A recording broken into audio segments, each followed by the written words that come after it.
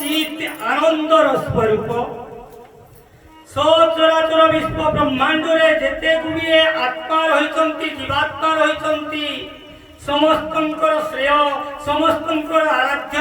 ସମସ୍ତଙ୍କର ପୂଜାର ବସ୍ତୁ ପୂଜାର ବିଗ୍ରହ ସେଇ ପରମାତ୍ମା ପରମେଶ୍ୱର ସେ କେବେ ଶରୀର ଧାରଣ କରିଥିଲେ ମଧ୍ୟ ଅବତାର ନେଇଥିଲେ ମଧ୍ୟ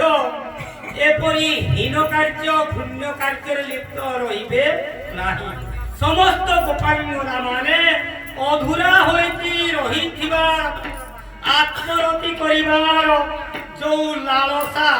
କୁଚରିତାର୍ଥ କରିବା ପାଇଁ ଦାପର ଯୁଗରେ ବୃନ୍ଦାବନ ଧାମକୁ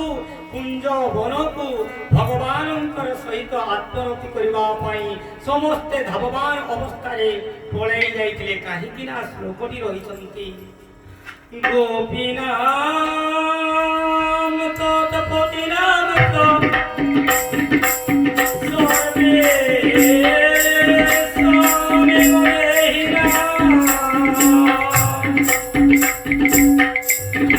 সর্বে